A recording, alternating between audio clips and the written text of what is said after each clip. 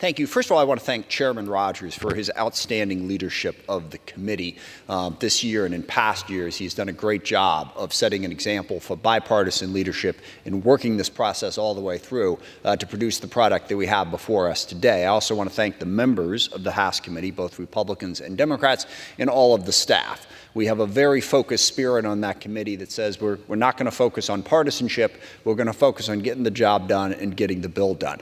Second, I think this process has been really good. We went through the normal process of hearing the bill in committee, all kinds of amendments and debates that lasted a while. We did the same thing in the Rules Committee. We went to conference, and we produced what is an outstanding product in many, many respects, and the chairman highlighted some of them.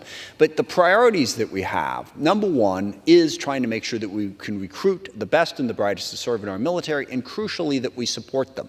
And I think the chairman did a great job of describing what is the best part of this bill this year, and that is the result of our commission, our task force, I guess, that we formed on quality of life in the military, ably led by Don Bacon on the Republican side and Chrissy Houlihan on our side, to produce a whole lot of the programs that the chairman mentioned are in there. That's crucially important.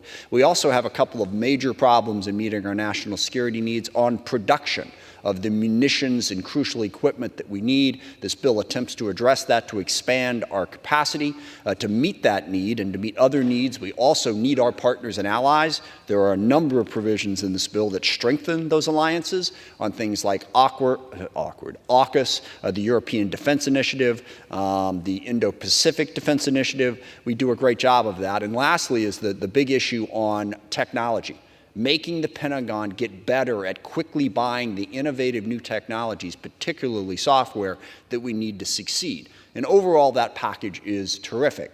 There is one problem, and that is that a political partisan wedge issue was insisted on being included in this bill at the insistence of Republican leadership, not of the Armed Services Committee. And I think it's really problematic.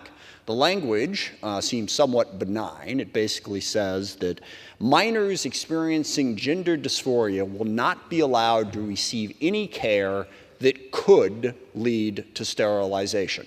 And the problem is this is denying health care to minors who clearly need it. And the could language is very problematic because, as we all know, anyone who's watched the last 15 seconds of any pharmaceutical ad, if you take any medical treatment, a lot of bad things could happen. And the medical profession is always very careful about explaining all of those things to you. This could restrict the ability of minors experiencing gender dysphoria, access to puberty blockers, access to hormone treatment therapy, access to critical care that they need, and for no good reason. Now look, there is a reasonable question about what care should minors receive in this area. And we had floated the idea that if you want to look at this, if you want to ask the medical profession, what do you think? You know, what did the studies tell you about when this care is appropriate? But we didn't do that. We have an outright ban on care that undoubtedly is saving lives of minors experiencing gender dysphoria and the anxiety and depression and suicidal thoughts that come with that. Just today, I got a phone call from a constituent, daughter now 19, who was the parents were in the military service. She received this type of care when she was 10, 12, 11, 13 years old. She believes that it saved her life. We're now going to deny that care. And let me tell you that treatments for minors with anxiety and depression are very controversial, not just in the trans community. It's the trans community that we choose to focus on for partisan political reasons.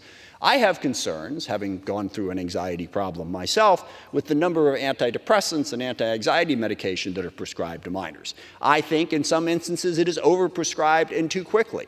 But the other thing I know is that there are some minors who benefit enormously from that treatment. And I would never in a million years present a piece of legislation outright banning that treatment from any minor. And yet that's what we do here. We are doing it because of ignorant, bigoted reasons against the trans community. The medical profession has no dispute that in some instances this treatment is crucial to the health and well-being of our children. And we are now denying that to the children of service members. I think that is problematic, and I hope we will rethink it and remove that from this bill because it taints an otherwise excellent piece of legislation. And with that, I reserve the balance of my time.